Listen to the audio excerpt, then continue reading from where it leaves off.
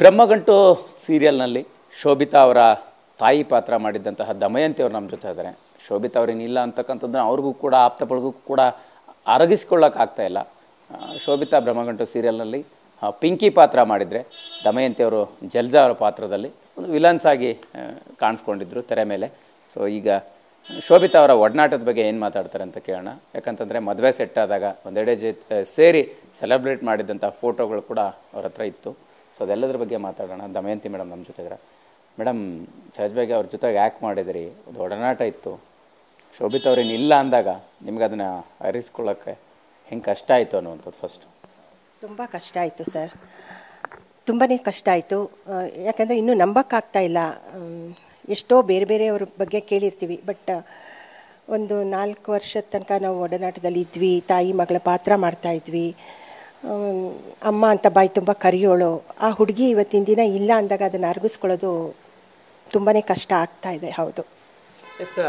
ಅವರ ಮನಸ್ಥಿತಿ ಹೆಂಗಿತ್ತು? ನಿಮ್ಮ ಜೊತೆ ಒಡನಾಟ ಶುರುವಾದಾಗ ಅವರಿಗೆ ಜೀವನದಲ್ಲಿ ಇದ್ದಂತಹ ಕನಸುಗಳೇನು? ಸೊ ಎಲ್ಲ ಒಂದು ರೀತಿಯ ಬದುಕನ್ನು ಅರ್ಧಕ್ಕೆ ನಿಲ್ಲಿಸಿ ಹೋಗುವಂಥ ಸಮಯ ಸಂದರ್ಭ ಬರುತ್ತೆ ಅಂತ ಯಾವತ್ತಾರು ನೀವು ಅಂದ್ಕೊಂಡಿದ್ರಾ ಇಂತಹ ಒಂದು ವಿಚಾರಕ್ಕೆ ಅಂತ? ಖಂಡಿತ ಇಲ್ಲ ಸರ್. ಅವಳು ತುಂಬ ಒಳ್ಳೆ ಹುಡುಗಿ. ಮತ್ತು ನನ್ನ ನೋಡಿರೋ ಶೋಭಿತಾ ತುಂಬ ಸುಂದರವಾದ, ಹಾಗೆ ತುಂಬ ಸೈಲೆಂಟ್, ಆಮೇಲೆ ಯಾರ ಬಗ್ಗೆನೂ ಮಾತಾಡ್ತಾ ಇರಲಿಲ್ಲ. ತಾನಾಯಿತು ತನ್ನ ಪಾಡಾಯಿತು. ನಮ್ಮ ಜೊತೆ ಬಾಂಡಿಂಗ್ ಚೆನ್ನಾಗಿತ್ತು ಅಂದಾಕ್ಷಣಕ್ಕೆ ಏನೇನೋ ಪರ್ಸ್ನಲ್ಸ್ನ ನಾವು ಕೇಳ್ತಾ ಇರಲಿಲ್ಲ, ಅವರು ಹೇಳ್ತಾ ಇರಲಿಲ್ಲ. ಅದರ ಅವಶ್ಯಕತೆಯೂ ನಮಗಿರಲಿಲ್ಲ. ನಾವು ಹೋಗ್ತಾ ಇದ್ವಿ, ಕೆಲಸ ಮಾಡ್ತಿದ್ವಿ, ಅಮ್ಮ ಮಗಳ ಥರನೇ ಇರ್ತಾ ಇದ್ವಿ. ಅಮ್ಮ ಅಂತ ಜೊತೆಲಿ ಓಡಾಡ್ತಾ ಇದ್ಲು. ಮೇಕಪ್ ಬಗ್ಗೆ, ಕಾಸ್ಟ್ಯೂಮ್ ಬಗ್ಗೆ, ಅಥವಾ ಒಂದು ಸೀನ್ ಬಗ್ಗೆ ನಾವು ಮಾತಾಡ್ಕೋತಾ ಇದ್ವಿ. ವಿಲನ್ಗಳಾಗಿ ಮಾಡ್ತಿದ್ವಿ, ಜನ ನಮ್ಮನ್ನು ಎಷ್ಟು ಬೈಕೋತಾರೋ ಅಲ್ವಾ ಅಂತೆಲ್ಲ ಮಾತಾಡ್ಕೋತಾ ಇದ್ವಿ. ಇಷ್ಟು ಬಿಟ್ಟರೆ ತುಂಬ ಒಳ್ಳೆ ಹುಡುಗಿ ಸರ್. ನಾನು ಕಂಡ ಶೋಭಿತಾ ತುಂಬ ಒಳ್ಳೆ ಹುಡುಗಿ, ಹಾಗೂ ಸ್ಟ್ರಾಂಗ್. ಅವಳು ಈ ಒಂದು ಆತ್ಮಹತ್ಯೆ ಮಾಡ್ಕೋತಾಳೆ ಅಂದರೆ ನನಗಂತೂ ಖಂಡಿತ ನಂಬಕ್ಕಾಗ್ತಾ ಇಲ್ಲ. ಆದರೆ ಪರಿಸ್ಥಿತಿ ಏನೋ ಎಂತೋ ನನಗಂತೂ ಒಂದೂ ಗೊತ್ತಿಲ್ಲ, ಅರ್ಥವೂ ಆಗ್ತಾ ಇಲ್ಲ. ಹೇಳ್ತಾ ಇದ್ರಿ ತುಂಬ ಸ್ಟ್ರಾಂಗ್ ಆಗಿರುವಂಥವ್ರು ಶೋಭಿತಾ. ಸೊ ಬಟ್ ಹಿಂಗೆ ಆತ್ಮಹತ್ಯೆ ಮಾಡ್ಕೊಳ್ತಾರೆ ಅಂದರೆ ಈಗಲೂ ಕೂಡ ನಂಬಕ್ಕಾಗಲ್ಲ ಅಂತ. ನಿಜವಾಗ್ಲೂ ಆತ್ಮಹತ್ಯೆನ ಅಥವಾ ಬೇರೆ ಇನ್ನೇನಾದ್ರು ನಡೆದಿರ್ಬೋದು ಅನ್ನುವಂತಹ ಊಹೆ ನಿಮಗಿದೆಯಾ? ಹೆಂಗೆ ಮೇಡಮ್? ಯಾಕಂತಂದರೆ ಎಲ್ಲೋ ಮಾಹಿತಿನ ಅವ್ರ ಕುಟುಂಬದ ಆಪ್ತರು ಕೂಡ ಶೇರ್ ಮಾಡ್ಕೊಳ್ತಾ ಇಲ್ಲ. ಸೊ ನೀವೇನಾದ್ರು ಕುಟುಂಬದವ್ರನ್ನ ಸಂಪರ್ಕ ಮಾಡೋಂಥ ಪ್ರಯತ್ನ ಆಯಿತಾ? ಏನು ಮಾತಾಡಿದಿರಿ, ಹೇಗೆ ಅನ್ನೋದು? ಸರ್, ಊಹಾಪೋಹ ಏನು ಬೇಕಾದರೂ ಇರುತ್ತೆ ಸರ್. ಊಹೆ ಮಾಡಿ ಮಾತಾಡೋದು ತುಂಬ ತಪ್ಪಾಗುತ್ತೆ. ಇವಾಗ ಆ ಹುಡುಗಿ ಬಗ್ಗೆ ನಮಗೇನೂ ಗೊತ್ತಿಲ್ಲ. ನೀವೇ ಹೇಳ್ದಂಗೆ ಕುಟುಂಬದವ್ರದಿಂದ ಯಾವುದೇ ಮಾಹಿತಿ ಸಿಗ್ತಾ ಇಲ್ಲ. ಹಾಗೆಯೇ ನನಗೂ ಅವರ ಕುಟುಂಬದವರ ಯಾರದೇ ನಂಬರು ಇಲ್ಲ, ಅವರ ಬಗ್ಗೆ ಏನೂ ಹೆಚ್ಚಾಗಿ ಗೊತ್ತಿಲ್ಲ, ಯಾರದೇ ಸಂಪರ್ಕ ಇಲ್ಲ. ಹಾಗಾಗಿ ನನಗೆ ಅದ್ರ ಬಗ್ಗೆ ಏನೇನೂ ಗೊತ್ತಿಲ್ಲ. ಅದು ಬಿಟ್ಟು ನಾವು ಏನೇನೋ ಊಹೆ ಮಾಡಿ ಮಾತಾಡೋದು ಯಾವತ್ತೂ ಬಹಳ ತಪ್ಪಾಗತ್ತೆ. ಈಗ ಹೋದ್ಲು, ಹೇಗೆ ಏನು ಗೊತ್ತಿಲ್ಲ. ಅವಳು ಇಲ್ಲದೆ ಇರೋದು ನಮಗೆ ತುಂಬ ಸಂಕಟ, ಅದನ್ನು ಅರಗಿಸ್ಕೊಳಕ್ಕಾಗ್ತಿಲ್ಲ. ಅದೊಂದು.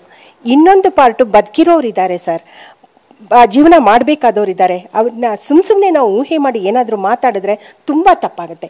ಅಕಸ್ಮಾತ್ ಯಾರ್ದಾದ್ರೂ ತಪ್ಪಿದರೆ ಖಂಡಿತ ಅದು ಅವ್ರಿಗೆ ಶಿಕ್ಷೆ ಆಗುತ್ತೆ, ಅಥವಾ ಏನೋ ಒಂದು ತನಿಖೆ ನಡೆಯುತ್ತೆ, ಏನಾರು ಒಂದು ಆಗಬಹುದೇ ಹೊರತು ಒಬ್ಬರ ಬಗ್ಗೆ ಊಹೆ ಮಾಡಿ ಮಾತಾಡೋದು ಬಹಳ ತಪ್ಪು. ಖಂಡಿತವಾಗಿಯೂ ನನಗೆ ಏನೇನೂ ಗೊತ್ತಿಲ್ಲ. ಆ ಥರದ್ದೇನೋ ಆಗಿರೋದು ಅಷ್ಟೊಂದು ಸುಲಭ ಅಲ್ಲ ಅಂತ ನನಗಂತೂ ಅನಿಸುತ್ತೆ, ನನ್ನ ಮನಸ್ಸಿಗೆ ಅನಿಸುತ್ತೆ.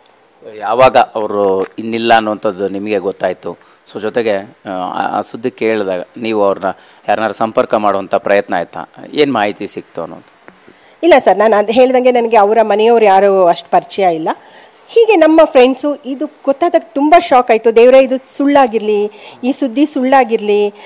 ಎಷ್ಟೋ ಜನರದ್ದು ರೂಮರ್ಸ್ ಈ ಥರ ಬಂದಿರುತ್ತೆ. ಶೋಭಿತಾ, ಯಾರೋ ಶೋಭಿತಾ ಆಗಿರ್ಬೋದು, ನಮ್ಮ ಹುಡುಗಿ ಅಲ್ಲ ಅವಳು ಅನ್ನೋದಕ್ಕೆ ನನ್ನ ಫ್ರೆಂಡ್ಸ್ಗೆ ಕೆಲವರಿಗೆ ಮಾಡಿದೆ. ಅವ್ರುಗಳು ಪಾಪ ಗಾಬರಿ ಆದರು. ಹಾಗೂ ಹೀಗೂ ಹೆಂಗೋ ಒಟ್ಟಿನಲ್ಲಿ ಕೊನೆಗೆ ಈ ಸುದ್ದಿ ನಿಜ ಅನ್ನೋದು ನಮಗೆ ಗೊತ್ತಾಯಿತು. ಅದು ನಿಮಗೆ ಗೊತ್ತಿರೋ ಹಾಗೆ 2 ದಿನ ಆಗೋಯ್ತು. ಅದು ಹೇಗೆ ಅರಗಿಸ್ಕೋಬೇಕು ಗೊತ್ತಾಗ್ತಾ ಇಲ್ಲ. ಒಟ್ಟಿನಲ್ಲಿ ತಪ್ಪು ಹೆಜ್ಜೆ ತೊಗೊಂಡಿದ್ದಾಳೆ. ಯಾಕೆ ಆ ನಿರ್ಧಾರಕ್ಕೆ ಬಂದಳು ಅನ್ನೋದು ಪ್ರಶ್ನೆನೇ ಸರ್.